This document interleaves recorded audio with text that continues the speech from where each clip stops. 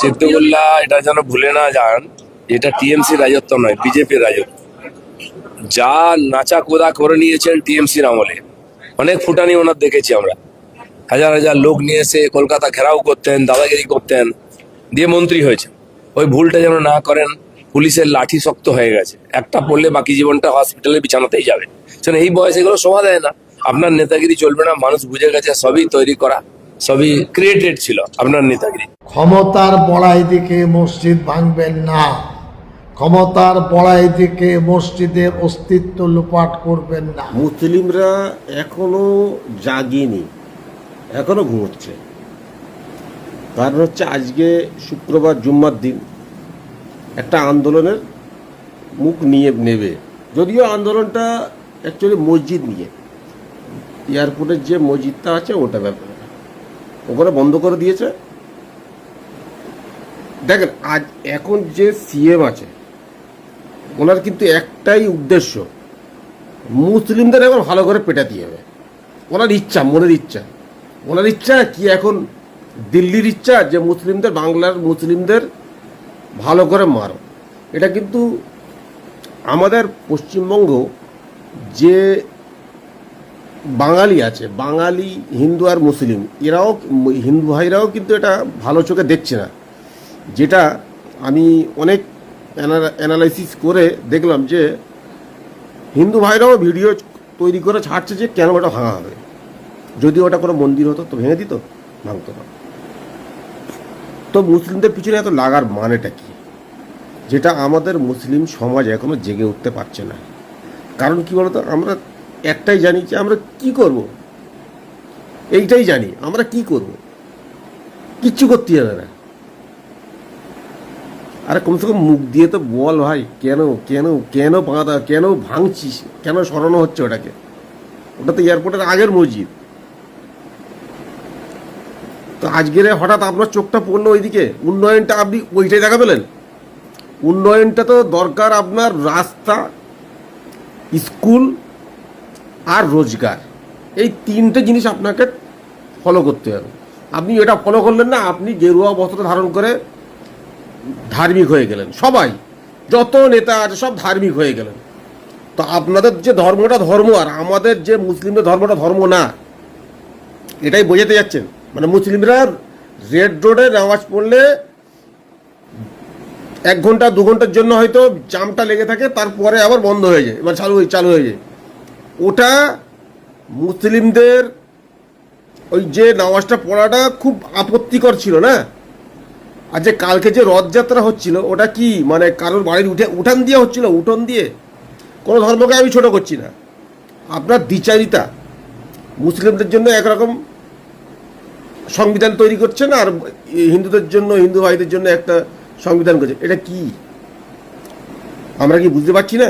আমরা কি বোকা, মূর্খের স্বর্গে আছি? মূর্খের স্বর্গে না, সব বুঝতে পারছি। দিন তো পাল্টাবে। এখন আপনার হাতে রাজ্য আছে, আপনি পাওয়ারে আছেন, আপনার হাতে পুলিশ আছে, আপনার হাতে সিআরপিএফ জওয়ান আছে, কিন্তু মুসলিমরা অতটা দুর্বলও না। মার খাবে, এখন মার খাবে। আপনি মারবেন, আপনার অনেক ইচ্ছা। মুসলিমদের খুব ভালো করে পেটাই দিতে হবে, এই ইচ্ছাটা আপনি আশা থেকেই শুরু করে দিয়েছেন। কারণ প্রথমেই দেখলেন গরুটা বন্ধ করেছেন, হয়ে গেল। তারপরে কি করলেন?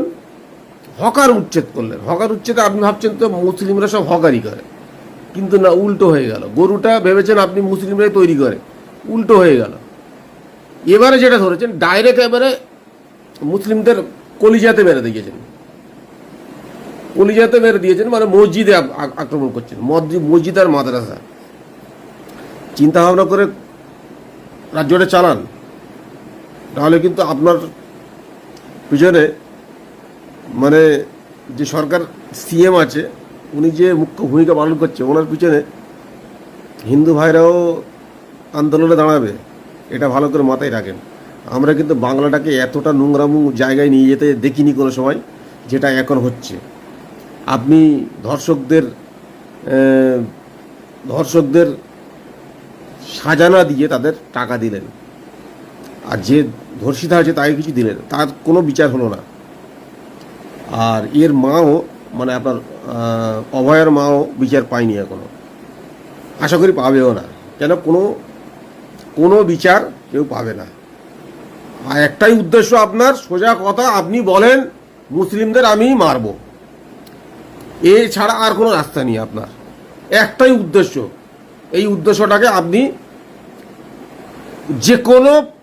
যে কোনো কারণবশত দেখিয়ে আপনি মারতে হবে আপনাকে, যে কোনো কারণ। এটা তো চুপচাপ আছে, কেন মসজিদের পিছনে আপনি আঙুলটা তুললেন কেন? এটা ভালো জিনিস, লক্ষণ ভালো বুঝতে পারছি না আমি কেন পশ্চিমবঙ্গের নাগরিকরা বুঝতে পারছে না। আজকের আপনার সঙ্গে আর একটা সিএম হয়েছে, তাকে দেখে শিখতে হবে আপনাকেও। সে ধার্মিক হয়নি। ধর্ম যদি নেতারা মন্ত্রীরা ধার্মিক হয়ে যায়, তাহলে দেশটা রাজ্যটা চালাবে কে? ধর্মের জন্য তো আপনি ভোটে আসেননি, ধর্ম জিতে তো ভোটে আসেননি আপনি তো। এটা গণতান্ত্রিক দেশ, সবারই অধিকার। আপনি যে ভাবছেন যে একদম সৎ ছেলে, মুসলিমরা সৎ ছেলে মনে করছেন, এটা ভাবাটা আপনার ভুল ধারণা। হয়তো আপনি আজকের পাওয়ারে আছেন, কিন্তু পাওয়ারটা কি চিরকালীন থাকবে? একটা মানুষের পাওয়ার বেশি দিন থাকে না, যে কোনো মানুষের, কিংবা সৌন্দর্য বেশি দিন থাকে না, কিংবা যৌবন বেশি দিন থাকে না। এটা একটা লিমিট থাকে।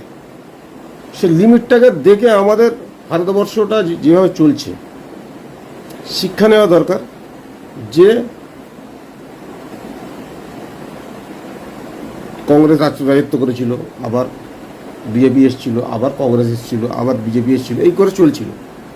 তো এখন বিজেপি 2014 সালের পর থেকে যেভাবে কাজ করছে, এটা অমানবিক কাজ, এটা অমানবিক।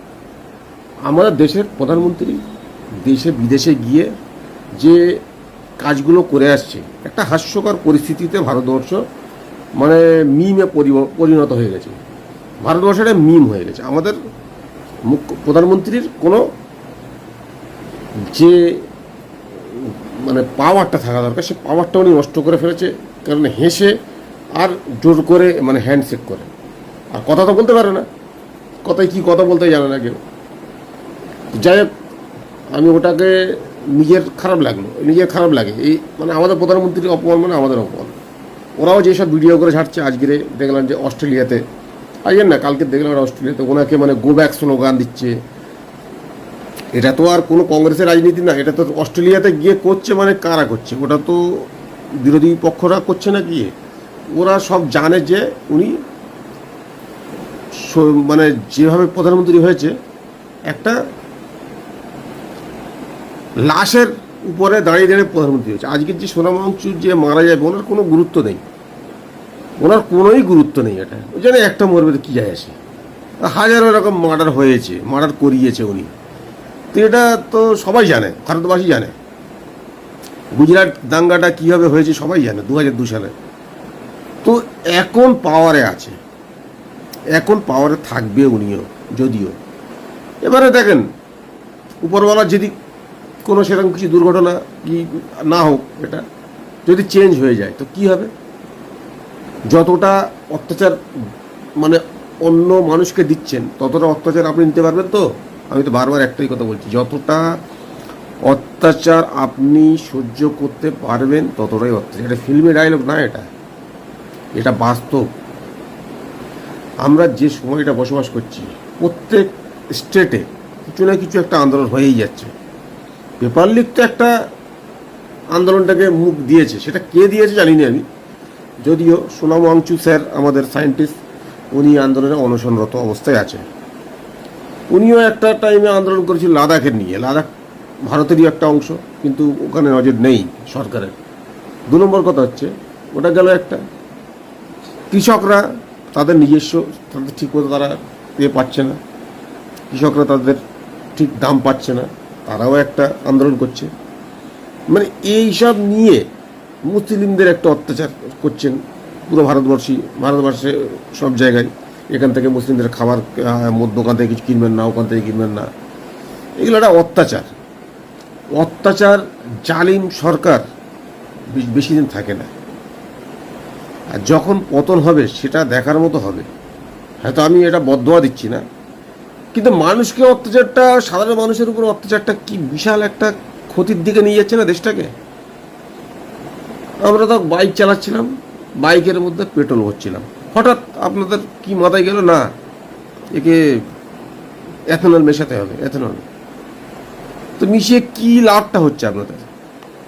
তখন যখন সরকারে আসার আগে আপনি অনেক কথা বলেছেন, 35 রুপিয়াটায় টাকায় পেট্রোল পাওয়া যাবে, হ্যান পাওয়া যাবে, ত্যান পাওয়া যাবে, আমাদের সরকার নেই। তো ও 135 টাকা চলে গেছে। কোথায় ছিলাম আমরা? 60 টাকা 65 টাকার পেট্রোল নিতাম। আজকের এত দুর্নীতি হচ্ছে, এত দুর্নীতি হচ্ছে, শুধু একটা সরকারের দুর্নীতি হচ্ছে না, সব সরকারের দুর্নীতি। তাহলে কি আমাদের সাধারণ মানুষ এই ভুক্তভোগীরা, মানে দেখেন নেতারা সব জিনিসটা অ্যাভেলেবেল পাচ্ছে, টাকা অগাধ পাচ্ছে, মাইনে টোল ট্যাক্স দিতে হচ্ছে না, মানে কোনো প্লেনে যাতায়াত ফ্রি, হ্যাঁ, আপনি যে ফ্ল্যাটে থাকবেন সেটা ফ্রি, যে বাংলোতে থাকবেন সেটা ফ্রি। তো সবই তো আপনারা উপভোগ করে যাচ্ছেন। আসল উদ্দেশ্যটা কি? গরিবই হাঁটাও না গরিবদের হাঁটাও? গরিবদের হাঁটাও দেখছি আমরা। সেই জন্য আপনাদের চোখটা খুলে গরিবদের জন্য দেখা দরকার। নিজেরা সবাই দেখেন, যে গদিতে বসবে সে আজকে ঋতব্রত কিংবা মদন মিত্র কিংবা অনুব্রত কিংবা আরও যত আপনি এমএলএ পেয়েছেন, বিরোধী বলে আমাদের পশ্চিমবাংলায় নেই কেউ, বিরোধী কেউ নেই। যত বিরোধী সব একটা সাইড হয়ে গেছে, যারা বিরোধী তারাই বিজেপি, এটাই বুঝতে পারছি আমরা।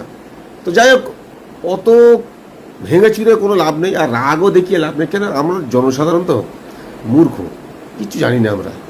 আর যতই বলি তো কেউ বুঝতে পারে না, কেন আমরা অন্য গ্রহের মানুষ, আমি অন্য গ্রহের মানুষ, কেউ বুঝতে পারে না। ধর্ষণের সংখ্যা বেড়ে গেছে, কেউ বুঝতে পারে না। এই যে 2 মাসে 17-18টা ধর্ষণ হয়ে গেল, মেয়েরা কিডন্যাপ হয়ে যাচ্ছে, কোনো খবর নেই।